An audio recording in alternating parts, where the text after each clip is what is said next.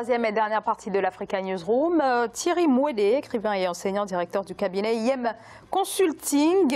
Thiambel Gimbayera, journaliste, directeur de publication de La Voix du Mali, nous accompagne depuis le début de cette émission. Et tout de suite, le Zoom.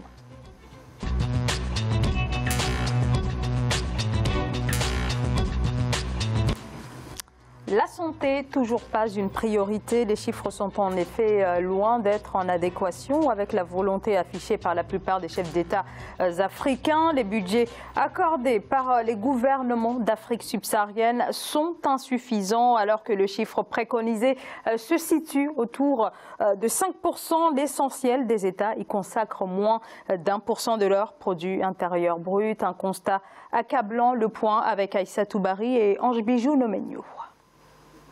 Les pays africains peinent toujours à accorder la priorité au secteur de la santé dans leur budget. En moyenne, le chiffre idéal se situerait autour de 5%, alors que les gouvernements africains consacrent moins d'1% de leur produit intérieur brut aux dépenses de santé. Il y a eu beaucoup de réformes qui ont été faites liées au programme d'ajustement structurel. Il y a eu des conséquences immédiates, et notamment les conditionnalités imposées par la Banque mondiale du Fonds monétaire international de financement notamment du secteur de la santé et le recrutement des médecins, le renouvellement du parc mobilier. Donc autant d'éléments qui sont des causes exogènes qui peuvent alors ralentir le financement du secteur. La majeure partie des États africains n'ont pas de politique de développement stratégique. Et la plupart de ces pays gèrent la question du financement au quotidien. Selon la Commission de l'Union africaine, seuls 6 États membres de l'UA ont dépassé le seuil des 15%. Il s'agit entre autres du Rwanda, 18,8%, du Niger, 17,8% et du Burkina Faso, 15,8%. Pour réinventer le mode opératoire notamment du système de santé publique en Afrique, en essayant notamment d'impliquer notamment le secteur privé. Parce que la pression démographique elle est forte, parce qu'aujourd'hui l'Afrique de 1960 n'est même pas l'Afrique de 2019. C'est donc important qu'au-delà des Nations Unies, au-delà des ONG à caractère humanitaire, il est donc important pour le continent africain de pouvoir mettre en place un plan stratégique de développement. En Afrique, la plus grande partie des fonds sont octroyés par des donateurs étrangers, une situation qui n'est pas durable à long terme selon les observateurs.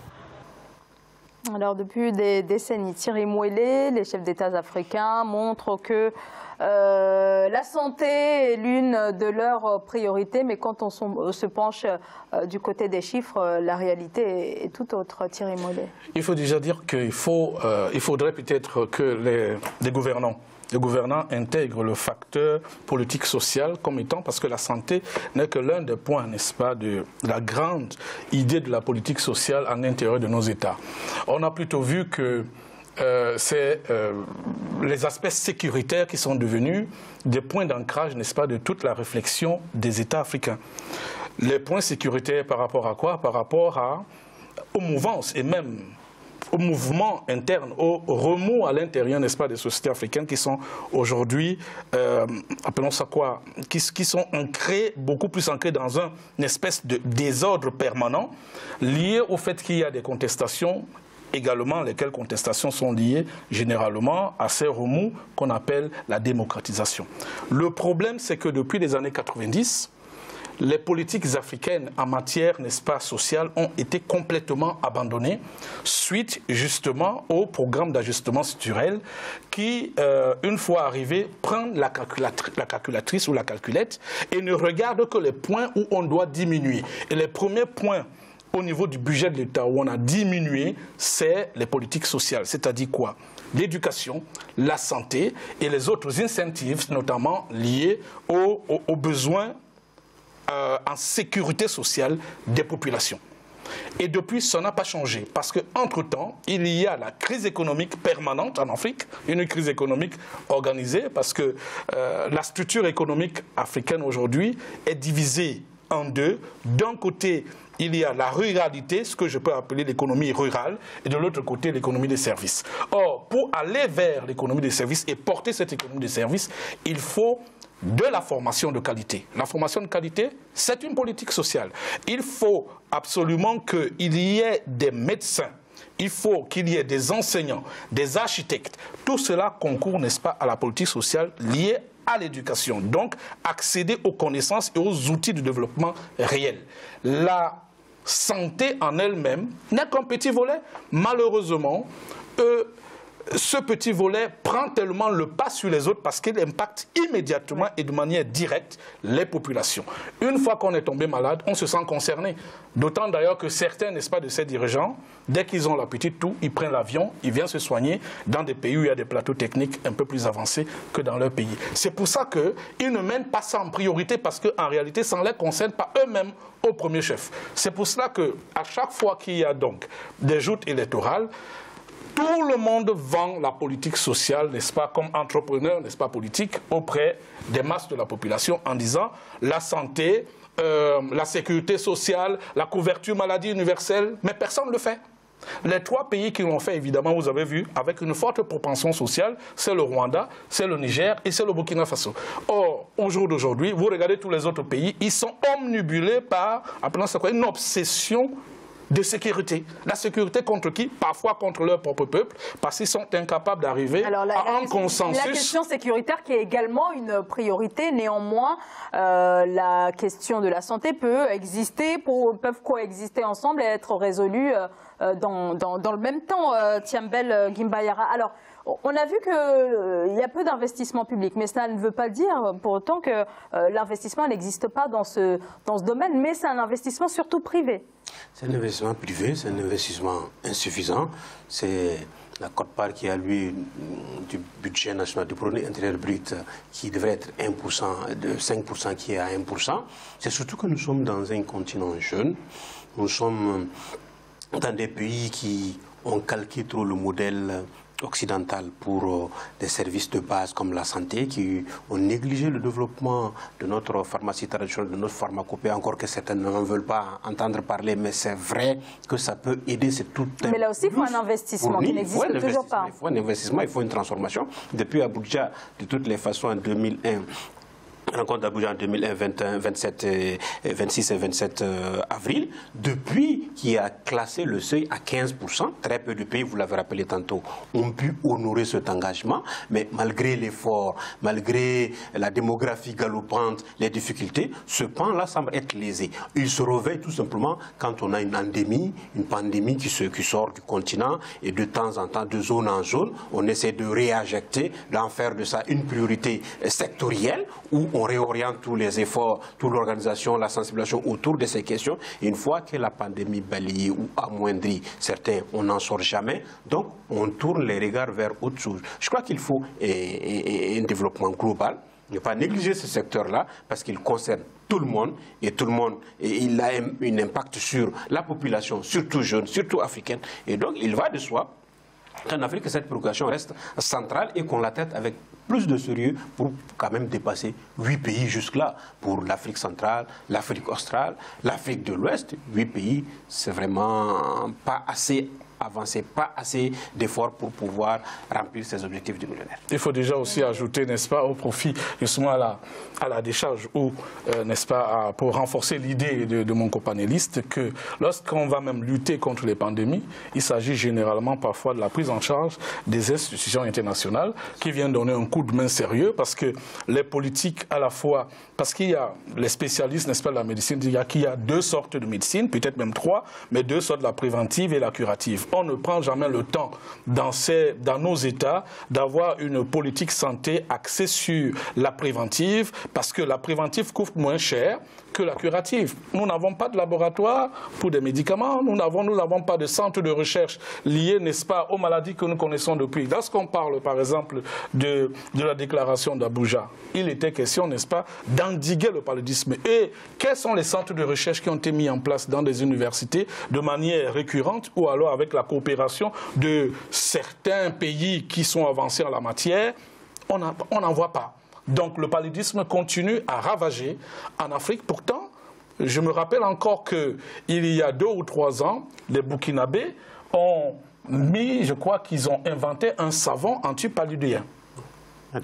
Donc ça devait normalement ça devait normalement être partagé. Le professeur Ogobara Dumbo aussi, qui a de recherche là-dessus. Tout à fait. Ça devait être partagé, ça devait être vulgarisé, ça devait être développé de manière industrielle. Non, on ne fait rien. On attend toujours que les médicaments nous soient, n'est-ce pas, envoyés de manière, appelons ça, au prix exponentiel, au prix tellement exorbitant, et qui vient généralement des géants, n'est-ce pas, de l'industrie pharmaceutique du monde. Avec cette main, ou alors cette dépendance de nos politiques de santé vis-à-vis, n'est-ce pas, de l'extérieur, on ne peut rien faire parce qu'on ne pense pas le développement nous-mêmes, on ne pense pas nos besoins nous-mêmes. Il serait donc temps, à un moment ou à un autre, que les responsabilités soient partagées et que les décideurs qui sont au pouvoir ou ceux qui aspirent, je pense là par exemple à l'élection qui arrive au Sénégal, que ceux qui aspirent, n'est-ce pas, à prendre le pouvoir, eh bien, qui mettent, n'est-ce pas, la politique de recherche et de développement au centre de tout. Aucun pays au monde ne peut se développer sans la recherche scientifique. Et une recherche scientifique basée essentiellement sur les besoins de la population et pas des besoins extravertis, c'est-à-dire des besoins qui viennent d'ailleurs, mais les besoins et les difficultés qu'on rencontre au quotidien. C'est là où les scientifiques entrent en laboratoire pour trouver des médicaments, pour trouver des solutions, pour trouver des outils, pour vaincre le mal, à la fois social, mais également, d'abord, un mal idéologique. Tant qu'on attend que les autres viennent nous donner des solutions, on n'y arrivera pas. Et nous avons la possibilité de le faire. Beaucoup d'Africains, de pays en pays, sont allés se confronter à toutes les intelligences du monde. Aujourd'hui, ils ont des outils. Il leur manque tout simplement des moyens de travailler. Et ils sont prêts à rentrer en Afrique pour apporter leur expertise, pour travailler et transformer, n'est-ce pas, nos douleurs du quotidien en quelque chose, n'est-ce pas, d'oublié. Alors sur la recherche, aucun des pays africains n'y consacre plus de 0,5% de son budget. C'est un constat alarmant. C'est un constat alarmant partagé par tout le monde. Il y a de l'autre côté aussi de lier ça un peu au financement de l'aide au développement qui ne devait pas être lié. Il y a un constat qui ressurgit quand l'Afrique devient un laboratoire de tests pour ces grandes firmes qui veulent essayer sur le continent. Il y a un constat de ressortie également quand des voix comme Desmond Tutu font le plaidoyer pour que nos États africains accordent plus de budget, mobilisent plus de ressources nationales au profit de ces questions de santé, ces questions sociales. Et je crois que c'est la note d'espoir, c'est la lueur où on trouve la porte qui puisse permettre qu'on puisse s'engouffrer là-dedans, en plus de ces 8 pays-là, aujourd'hui, qu'on puisse emboîter le pas à ces pays-là et qu'on puisse retrouver cette lueur d'espoir-là qui est là, qu'il faut tenir. Alors la question, c'est bien sûr sur le modèle de financement de la santé en Afrique. Est-ce qu'il faudrait une plus grande coopération avec le privé? Puisque actuellement, c'est le privé qui assure plus de 50% de l'investissement. Alors, moi, je suis, certes, j'ai de temps en temps une tendance libérale, mais je pourrais être qualifié d'avoir une approche sociodémocrate. Moi, je pense que l'État, au jour d'aujourd'hui, doit être le centre de tout pour donner la chance à tous les Africains, à toutes les populations, d'accéder aux soins de santé.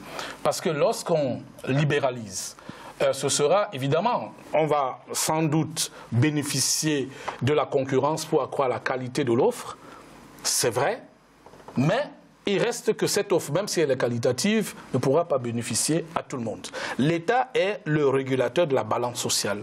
Donc c'est à l'État de pouvoir se donner les moyens, par la volonté politique, de créer des conditions, n'est-ce pas, d'accès de tous à la santé.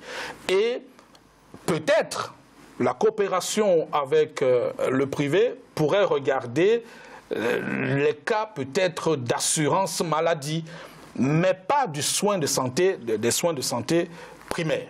Les soins de santé primaires doivent être, n'est-ce pas, l'apanage de l'État qui est là, le garant, n'est-ce pas, de l'équilibre social et qui doit travailler parce que c'est pour cela que les décideurs étatiques ont été élus. Ils ont été élus sur la base d'un programme et dans tous les programmes des hommes politiques, vous trouverez toujours le volet social. Et ce volet social a souvent été le parent pauvre de leur réalisation. Vous allez regarder ce qui se passe par exemple aujourd'hui au Sénégal. On vous dit, le bilan de Macky Sall, infrastructure, parfait. Mais on va vous dire, de l'autre côté, il a détruit 500 000 emplois. Ça, c'est le côté social. Et de l'autre côté, on va encore rappeler que d'une manière ou d'une autre, si on ne regarde pas l'État comme étant la mamelle nourricière de l'équilibre et de la santé, je pourrais même dire de du bien-être des populations et qu'on délègue cela au privé, on va arriver à l'ultralibéralisme. Et l'ultralibéralisme, on voit ce que ça donne. Il n'y a qu'à regarder les États-Unis, où c'est la superpuissance, mais où les hommes sont malheureux. Tout le monde vit dans les cartons. La majeure partie de la population qui n'a pas accès aux soins de santé, tout juste parce que ça coûte extrêmement cher et que c'est entre les mains des privés. Donc l'État doit rester le centre de tout. On a des ressources naturelles, minières, du sol, du sous-sol, qui sont là pour financer toutes les politiques nécessaires, mais il s'agit de prioriser. Si on met la priorité sur les armes, la priorité sur les outils, n'est-ce pas, de sécurité, pendant ce temps, les populations qui sont supposées bénéficier de cette sécurité vont être les victimes de cette sécurité parce qu'ils vont s'insurger. Ces populations vont s'insurger. Or, si on met la politique sociale au centre du développement des pays, évidemment, on a la paix sociale, on n'aura pas besoin de se surarmer pour se prévaloir, n'est-ce pas, de certaines défenses contre les populations. Les populations ne sont pas les ennemis des États. Au contraire, personne, aucun décideur, aucun dirigeant ne va diriger un cimetière. Donc, il faut baisser les armes et axer tout sur la vie. Et la vie, c'est les politiques sociales. Seulement, voilà, alors vous dites qu'il faut que l'État, bien sûr, joue son rôle, mais la réalité, c'est que ce sont les grands groupes privés qui jouent un rôle prépondérant dans le développement de la santé. On ne peut pas faire fi de cela. Ces groupes ont leur part à jouer, ont leur influence. Ces groupes contrôlent nos États, essaient d'imposer leur vision sanitaire à nous. En retour, dans les négociations, dans les discussions, de faire ressortir notre particularité, de bâtir notre système sanitaire en fonction des besoins, des réalités de nos localités, de l'humanisme africain, de notre âme africaine, de mettre en avant dans la construction des infrastructures, dans les échanges des experts, dans la conduite des politiques sanitaires que nous menons chez nous, à nous de défendre, de privilégier nos particularités et d'essayer de tirer notre marge du jeu. Et c'est difficile, certes, parce que c'est le profit qui prend en place en ce moment. Ces partenariats public-privé, il va falloir trancher là-dessus. S'il intervient dans les infrastructures, s'il intervient dans l'accompagnement, à mon humble avis, il serait bien qu'il intervienne dans une part où il pourra être plus efficace pour apporter du plus dans notre système sanitaire. Sinon, on va continuer à remettre cette barrière de 15% qu'on ne pourra jamais dépasser en évaluant nos politiques en fonction de l'angle de vision de l'Europe qui n'est souvent pas le. Merci. Merci beaucoup à tous les deux. Merci à vous, Tiambel Gimbayara. Je rappelle que vous êtes journaliste et directeur de publication de La Voix du Mali. Thierry Mouelé, un grand merci à vous également. Merci. Vous êtes écrivain et enseignant, directeur du cabinet IM Consulting. Et merci à vous, bien sûr, de nous avoir suivis. Merci de votre fidélité. Je vous retrouve demain, mardi. Très belle soirée.